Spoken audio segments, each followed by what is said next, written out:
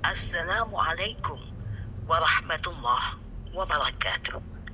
Bismillahirrahmanirrahim. Ikhwah fillah. Halal bihalal berasal dari kata bahasa Arab, dari kata halla, artinya menguraikan, menjelaskan, membuka ikatan, dan lain sebagainya.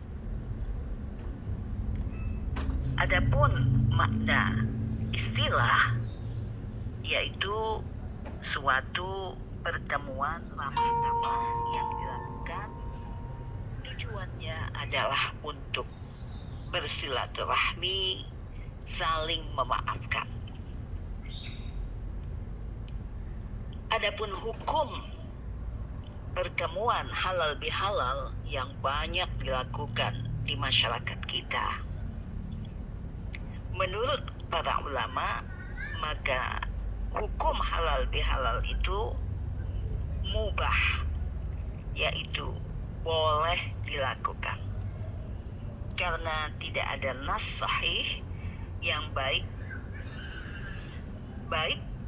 dalam firman Allah maupun dalam hadis Nabi yang menyuruh atau melarang kita melakukan halal bihalal. Dan jika kita berpedoman kepada satu kaidah dalam usul fiqh yang menyatakan al-aslu fil manafi'i al-ibahah, sesuatu yang bermanfaat itu asal hukumnya mubah atau boleh. Adapun manfaat daripada halal bihalal ini tentu saja banyak sekali.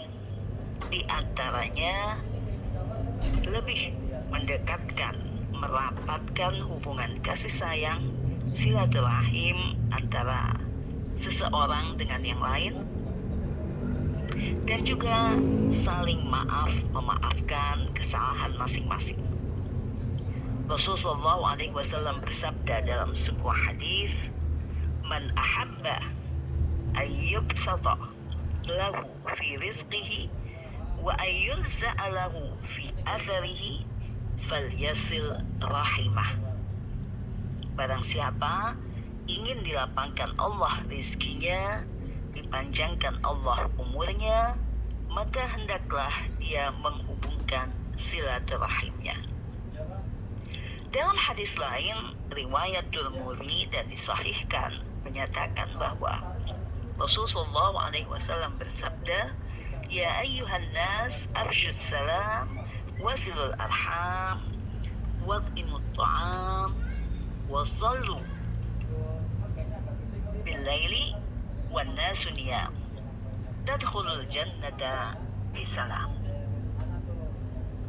Yang artinya, hai umat manusia, siarkanlah salam, hubungkan silaturahim, menjamu makanlah, sholat malamlah kamu pada waktu orang lain sedang tidur. Niscaya kamu akan masuk syurga dengan selamat dan sejahtera. Demikian hadis Rasulullah SAW. Allah Subhanahu wa Ta'ala juga berfirman dalam Al-Quran surat Al-Baqarah ayat 199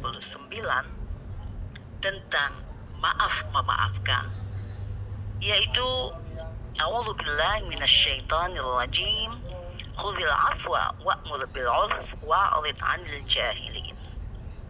Shadaqallahul 'azim. Jadilah engkau pemaaf, suruhlah orang mengerjakan yang ma'ruf, yang baik, dan berpalinglah dari orang-orang yang bodoh. Banyak pendapat ulama tentang kata-kata khudhil afwa. Di antaranya Sayyid Qutb dalam tafsirnya fi Dhilalil Quran menyatakan bahwa maksud daripada khudhil afwa ialah berilah maaf terhadap tingkah laku manusia. Berlapang dadalah kita pada tingkah laku manusia yang bermacam-macam, Jangan menuntut kesempurnaan dari mereka. Dan jangan juga kita melakukan hal-hal yang bisa memberatkan mereka. Pengertian maaf yang dimaksudkan oleh Said Qutb dalam tafsirnya ini yaitu tentu saja saling memaafkan antara pribadi. Tapi bukan berarti kita menutup mata terhadap kezaliman atau kejahatan yang ada di sekitar kita. Dan Rasulullah SAW pun banyak memberikan contoh kepada kita dalam sikap hidup beliau, bagaimana beliau memaafkan musuh-musuh beliau, yaitu diantaranya seperti yang terjadi pada saat beliau berperang dengan kaum musyrikin. Ketika selesai berperang, beliau beristirahat di bawah sebuah pohon, menggantungkan pedangnya. Tiba-tiba datanglah seorang pemuda musyrik, kemudian menodongkan pedangnya kepada Rasulullah dan berkata, "Hai Muhammad, hanya ada kita berdua. Jadi nyawamu ada di ujung pedangku." Rasulullah lalu menjawab dengan tenangnya, "Tidak, di antara kita ada Allah yang Maha Kuasa." Maka mendengar kata Allah, menggigillah pemuda tersebut. Kemudian dia memohon maaf, dan Rasulullah pun memaafkan dan membiarkan pemuda tersebut pergi.